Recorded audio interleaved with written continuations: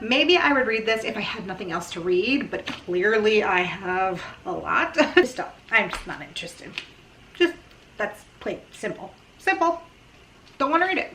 Yeah, I'm already just like destroying my own video. There seems to be a lot going on in here and I'm not really that interested in any of it.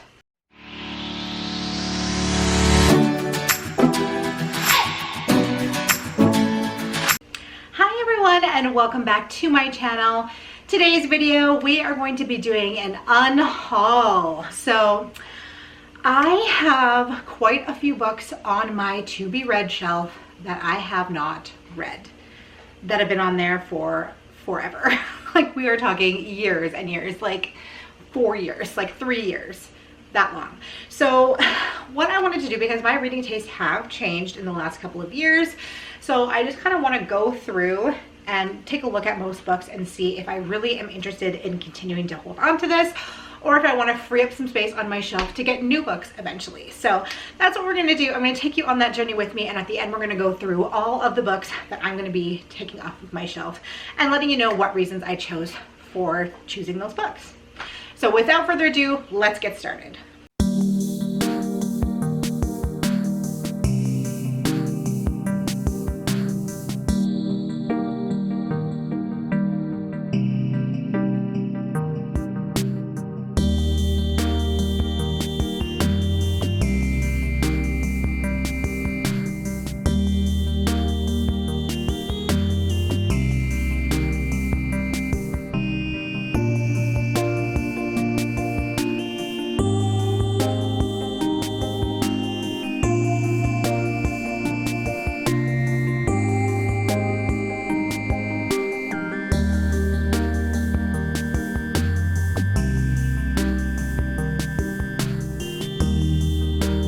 Okay guys, so it is about an hour late, no, not even an hour, probably about a half an hour later I should say, and I have gone through half of my bookshelf. So I went through the first top 2 rows of my 4 bookshelves, and I have quite a bit that I'm going to be getting rid of.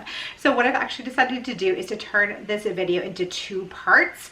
So I'm going to go through the top ones now, and then we'll go through the bottom ones later, because this is going to be quite a big unhaul. So that's what we're going to do. I'm going to go through the ones and let you know what I am unhauling and why. And I think you're going to be surprised about a few of them. Okay, so we're going to kick things off with a bang, and I have 4 books here that you guys I think are going to be quite surprised that I am getting rid of. And especially for a horror and thriller lover like myself, for me to be getting rid of these books, you guys will probably be pretty shocked. And that is these 4 books by Stephen King. And the reason that I'm getting rid of these, some of them sound interesting to me still, but I have actually decided that I am no longer going to be reading any Stephen King. The reason for this, here, let me put this down.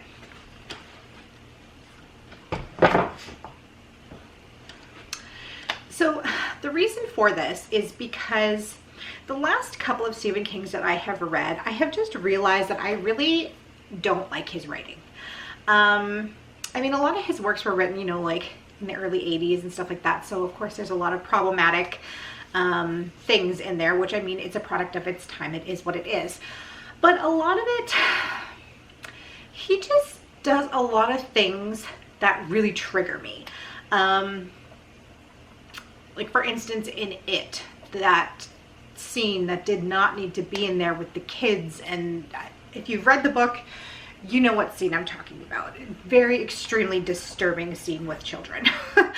And then the other day I started, like I was on the edge after that one, because I'd read a couple of other things from him that I'm just like, also in It, like the homophobic scene in the beginning where Adrian and his boyfriend are beaten up and like stuff like that, like that just trigger me, to be honest with you. Child abuse and like extreme situations like that don't really add anything to the overall part of the story. Like a story about a killer clown, why does there need to be, you know, inappropriate situations with kids in that story? Why does there need to be, you know, like homophobic murders in that story? Like it's just stuff that he seems to add just for the reason of being gruesome and shocking. And I mean, I get it on one hand, but on the other hand, I don't get it. Like, it's stuff that doesn't, animal abuse, stuff like that.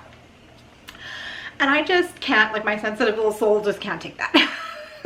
Especially the way he writes it. Like, he's just very crude, he's very vulgar. A lot of the language in his books are very vulgar, and I've given him so many chances now that I just can't anymore. I started the other night a book by him. Which one was it? Oh my gosh, I can't remember which one it was off the top of my head now, but I was listening to an audiobook of it, and within the first, I don't know, 20 minutes, there was an abuse scene of a mother abusing her 10-month-old son. And me having, like, my baby just turned 1 year old, like, it just, like, I mean, I know it's not real.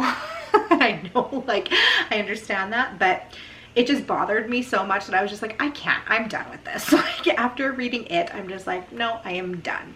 I am still keeping a couple of the ones that I have read. Like, I am still going to keep it for now, even though I probably would never read it again. I'm going to just keep my copy of it. I have a couple of books of his that I'm going to keep that I've read, and there has been some books that I've liked of his, but I'm just kind of scared, to be honest with you. I'm scared to try any more from him at this point, because there's been some, like The Shining, for instance. I absolutely loved that book.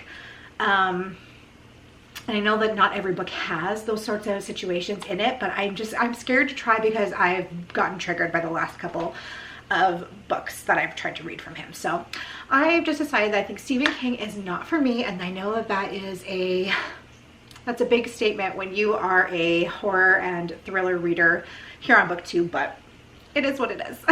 Okay guys, so it is about an hour late, no, not even an hour, probably about a half an hour later, I should say.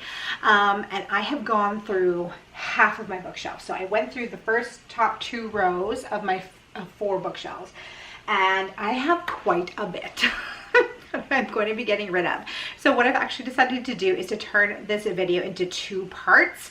So I'm going to go through the top ones now, and then we'll go through the bottom ones later, because this is going to be quite a big unhaul. So that's what we're going to do. I'm going to go through the ones and let you know what I am unhauling and why. And I think you're going to be surprised about a few of them. Next is a book called Forever Odd by Dean Koontz, and the only reason that I'm getting rid of this one is that this is a series. I don't know how many books are in the series. I think this is possibly the 3rd book in a series. But I got this one at, like, most of my books I've gotten at, you know, yard sales or library sales or like just book sales in general. So I usually pay very little for the books that I get. And this was one of those, from one of those sales that I didn't realize was a part of a series when I first picked it up. And the only reason, like I said, the only reason I'm getting rid of it is because I don't know enough about the other books in the series in order to justify, like, I would have to go and buy the other books brand new before I could get to this one. And so I'm thinking if I do ever want to read this one, I will probably just rent it off of an audiobook. I'll probably just rent it from my local library in an audiobook format and listen to it that way. And from what I can tell, like, it says, Odd is the most unlikely hero you'll ever meet, an ordinary guy with a modest job you might never look at twice. But he can communicate with the dead. So that's obviously interesting. And that's probably what made me pick this up, was that part. But yeah, I just don't know enough about the rest of the series in order for me to justify buying the 1st and 2nd and possibly 3rd book. I'm not sure how many there are. Like I said, I think this is the 3rd, but I think if I want to read it, I'll just listen to it on audiobook. So this book is called Legacy by Kayla Cloutier, and this one just sounds like something that I'm not really interested in anymore. And to be honest, I'm kind of surprised that I did pick this one up in the first place. Sometimes when I go to these sales, I get, like, overly excited and like, books are so cheap that I just, like, start picking up things that I'm like, oh, maybe I'll like that. And then, you know, I read them a year later and I'm like, why did I get this? I'm not interested in this. So this follows Princess Alara of Hitanica. All right, you guys, I'm sorry if my angle changed. My battery died and I had to change it, and now I can't get it back to where it was. So, but anyways, basically it follows this princess who is about to be married off to someone that she is not interested in whatsoever. And she ends up meeting the love of her life. But apparently,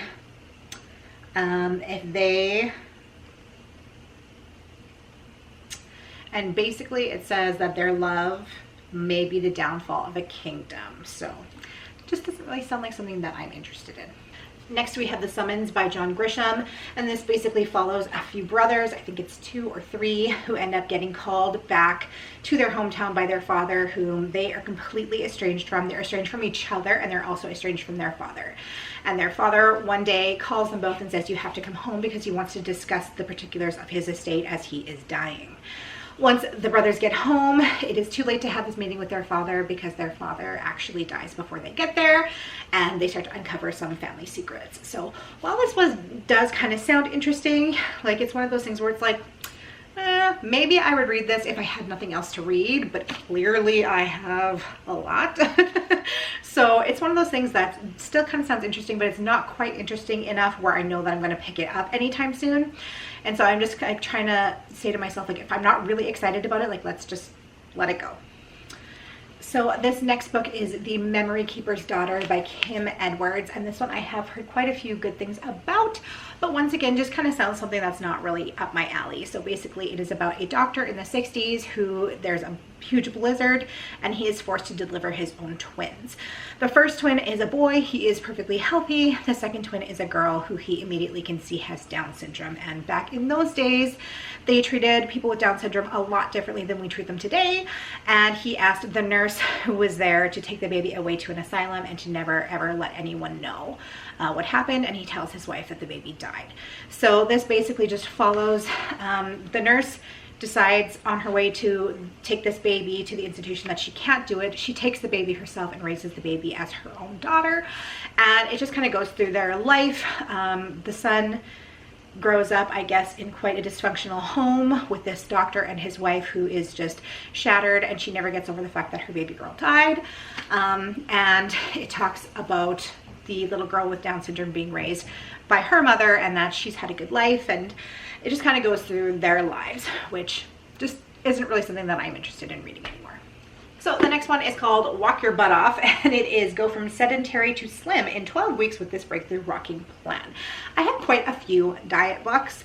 They're probably all in the lower 2 shelves because this is the only one that I'm unhauling, but I've kind of come to a place in my life now where I'm trying to just be healthy, and I'm not really concerned about losing weight. I'm just trying to live happily, healthy, be the best person that I can be. I'm trying to get exercise in order to just keep my body strong. But I'm trying to just be at peace with myself and my size and where I am. I've always been a larger girl, and it's something that you can see that's evident on my bookshelves because I have lots of different books about weight loss, and I've read lots of different books about weight loss, and yet I'm still overweight. So it's one of those things where I feel like I just have to kind of make my peace with my body and love my body the way that I am. And, you know, whatever happens, happens. If I just naturally kind of like start eating less and lose weight, that's great. If not, if I'm this size, then I just need to accept that and be happy with myself. So I'm getting rid of books like this because they don't serve me any good purpose. The next book is 13 Reasons Why by Jay Asher, and I had picked this one up after I had watched the Netflix series, which I really enjoyed. I only actually watched the first season. I think I still need to watch the second, and I think there's even a third one. But I picked this one after because I kind of wanted to read the book that was inspired by. But now, like, I remember the series really well, and I just feel like it's going to be kind of redundant because I know that, you know, they make changes to the Netflix series and whatever. I know that anytime that there is a movie adaptation or a TV adaptation of a book, there's going to be differences, obviously. But I just feel like I've watched that and I've kind of like lived it, and I feel like I haven't lived it, but I've watched it and I've kind of like, I don't really feel the need to read the book anymore, if that makes sense. I feel like it's going to be redundant, and I feel like I'm just going to be like, I already know what's going to happen next. So what's the point is how I'm going to feel if I try to give this a go. So I'm just going to unhaul it. So this book is called Vampires of Manhattan by Melissa Dela Cruz. And this one kind of does seem like it's sort of up my alley. It's about murders and vampires and kind of like the crime of New York combining with supernatural forces in New York. But to be completely honest with you, when I was reading the synopsis of this, I got bored halfway through the synopsis, even though it seems like something I should be interested in. And so I just kind of figured to myself, if I'm like halfway bored through the synopsis, I'm not gonna enjoy this book. So like, it seems like it's got three different perspectives, and I'm not sure. I just don't. It says pentagrams are appearing all over New York, and Oliver can't help but fear their ominous presence. These harbingers of doom are bringing back memories of the Great War, but this time no one is letting the warning signs go unnoticed.